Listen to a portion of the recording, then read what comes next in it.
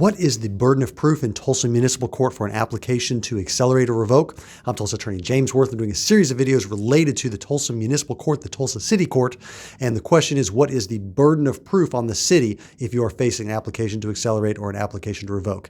And what those things mean is it means you're on probation. You've entered a plea agreement that puts you on probation. You've got terms and conditions of that probation, and they're alleging that you failed to comply with it, and now they have to prove that. So it is the city's burden to prove that, but it's not the same high burden that you have in the original case. So if you're charged with a criminal offense originally, the city has to prove beyond a reasonable doubt that you're guilty, looking at each of the elements, that each of the elements is met beyond a reasonable doubt and you're guilty of that offense.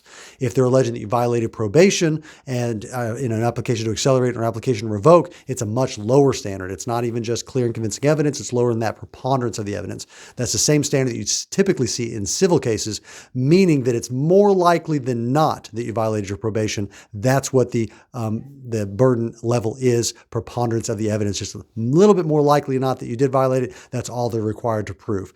But if you're dealing with this circumstance, you're not just going to want this information from this video. You're going to want to talk to an attorney privately and confidentially to get legal advice specific to your circumstances.